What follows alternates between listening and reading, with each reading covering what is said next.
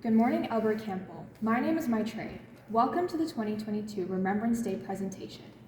As you listen to our virtual ceremony this year and consume the images on the screen in your classroom, it is our hope that you remember the values of peace and unity, kindness and compassion, and tolerance, humility, and respect.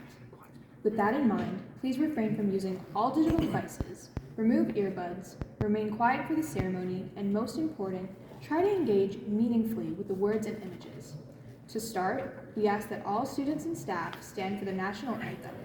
First, Sulaiman will read an acknowledgement of the land. Thank you, Maitrey. Today, we remember. In an effort to decolonize our thoughts, we remember those who served and serve in the military, whether for Canada or anywhere else around the world. Remember the many who lost their lives in the service of country. There can be no reconciliation without truth. And so, in the heartfelt search for that truth, remember the many Indigenous and non-Indigenous members of the armed forces who served alongside each other as one people in Canada's war efforts. Abina. Thank you, Sulaiman. In the heartfelt spirit of reconciliation, I acknowledge we share this land with many First Nations, Inuit, and Métis people. I commit to honoring the Dish with One Spoon Wampum Belt Covenant, to sharing the land with all who reside here, to honoring all who came before us, and to respecting those who will live here after us. Truth before reconciliation, understanding before peace. Our place on Turtle Island is a gift, and together we celebrate the limitless potential of all in our community. Chi Miigwech.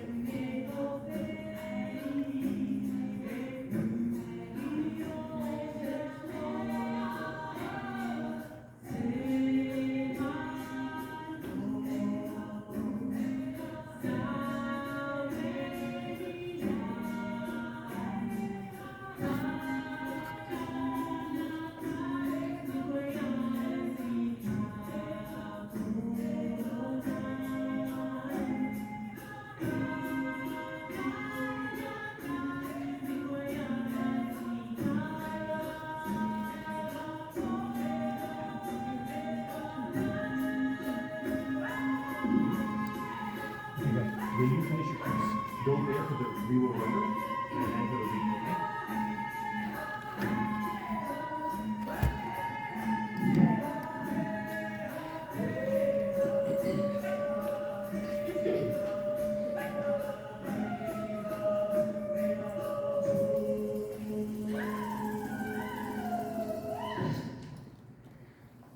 Good morning, Albert Campbell. Please be seated. We observe Remembrance Day, originally called Armistice Day, every November 11th at 11 a.m. It marks the end of hostilities during the First World War, and is a time for us to remember all who served and serve in the military, in the pursuit of peace and freedom in Canada and abroad. However, this year's Remembrance Day isn't just about remembering Canada's fallen soldiers. Here's Zara to expand. Thank you, Mr. McClellan. In a world caught in the grip of a war in the Ukraine and recent protests fighting for democracy in Sri Lanka and Iran, as well as countries under ongoing civil conflict like Myanmar, Afghanistan, Sudan, and Lebanon, our commemoration reaches deeper than those who fought so many years ago and takes us across the oceans to those currently living and fighting under a veil of war. Manuya? Thank you, Zara. The impact of war remains in the hearts and memories of so many students and staff in our school community. whether through parents fleeing their country in search of a better life, families and relatives who still live in war-torn countries, and even those of you who have experienced war firsthand. Emma? Thank you, Manuya. Did you know there is an Indigenous Remembrance Day? It was on Tuesday, and the separate event isn't meant to replace Remembrance Day. Rather, it's to acknowledge that Aboriginal Canadians have been part of our proud military history for over 200 years. Unfortunately, up until the 1990s, Aboriginal veterans and families were not authorized to lay wreaths or have their own formed guards at the National War Memorial in Ottawa, despite being part of every Canadian mission since the War of 1812. And given that many Métis, Inuit, and First Nation soldiers are among the highest decorated in our military history. Angeli? Thanks, Emma. In fact, currently about 3.5% of the Canadian Armed Forces is of First Nation descent. With that, and in the spirit of decolonization, I gratefully recognize and acknowledge the many contributions and sacrifices of Indigenous peoples, not only to Canada's war efforts, but to its peacekeeping reputation, and I express my heartfelt gratitude for their sacrifice. Miigwech. Thank you, Angeli. During World War I, 9 million soldiers were killed on the battlefield, and millions of civilians died of direct attack. Somewhere along the battlefront, in Ypres, Belgium, officer and surgeon John McCrae wrote a poem that has come to symbolize the sacrifices of all who were fighting in the First World War. In Flanders Field brings the listeners to the trenches and evokes the profound sense of loss experienced to the eyes of a soldier. Thank you to Miss Elkaby's choir for this choral rendition.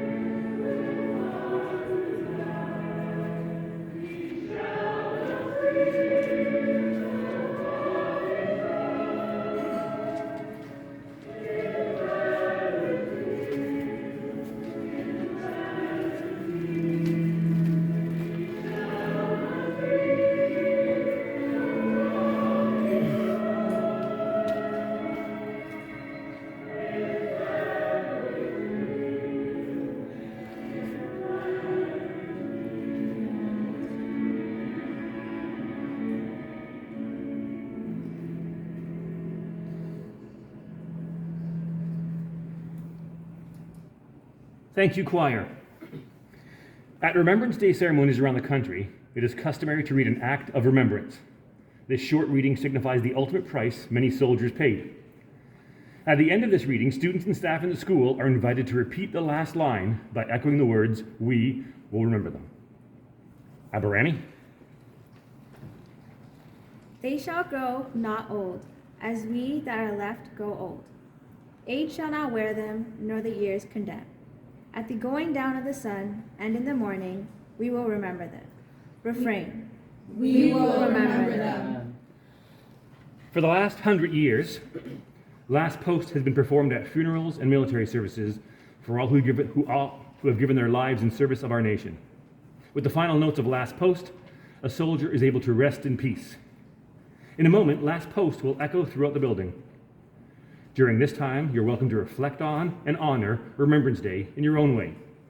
You can spend the time in meditative thought or think about the sacrifices of so many, the futility of war, or the many staff and students impacted by war. After Last Post, there'll be a minute of silence followed by the rouse, which is typically played in the morning for soldiers to get out of bed. As the name says, rouse signifies an awakening or a new beginning. At this time, please stand for the playing of Last Post, followed by a moment of silence, and finally rouse.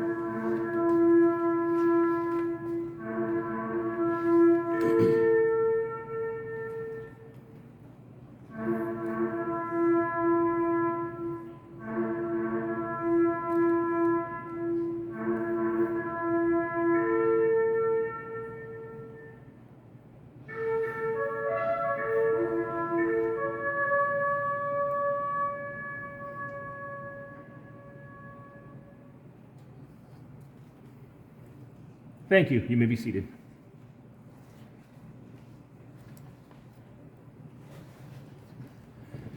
On Remembrance Day, we lay a wreath to pay our respect to those who died and to observe and commemorate the evils of war. In a moment, at the Senate staff in the forum, students from the senior drama class will lay a wreath on behalf of the student body, and Ms. Guida and Ms. Hudson will lay a wreath on behalf of staff. During this time, Piper's Lament, which is a traditional bagpipe piece, will be played. The lament signifies the sorrow of war and our collective mourning for the loss of lives. While listening, you can again reflect in your own way. You might want to think about the nations around the world currently at war, or you can examine your personal relationship with violence. You can even think about actions you can take to make the world a better place.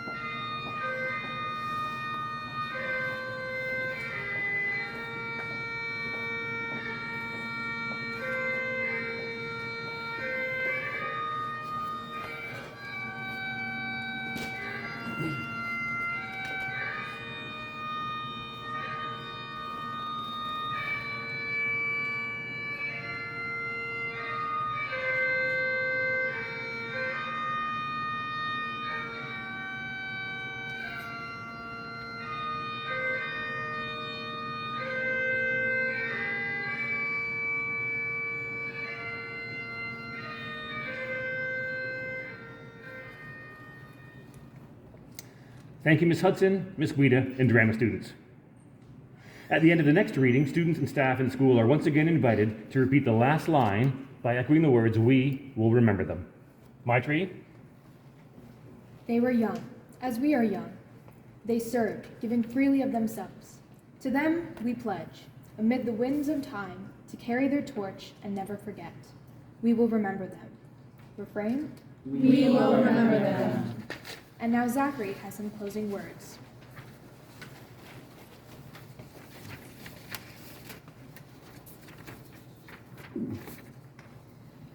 We don't condone war.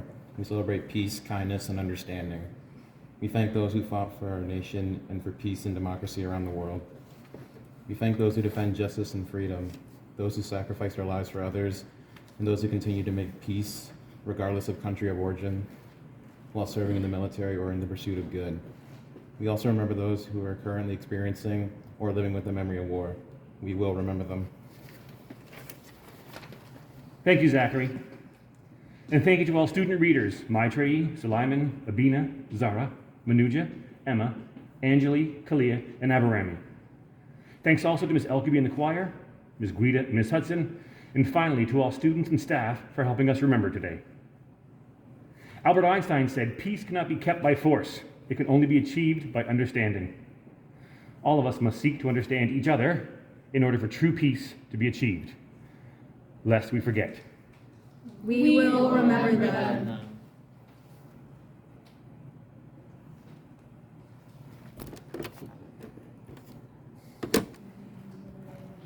Period. Yeah. I didn't thank Nate and stage crew. Nate was the last minute, wasn't on my script. You guys were so good, thank you. I'll see you this afternoon. Do we have to go to class? You can sit around. You relax, bring it down. Zach!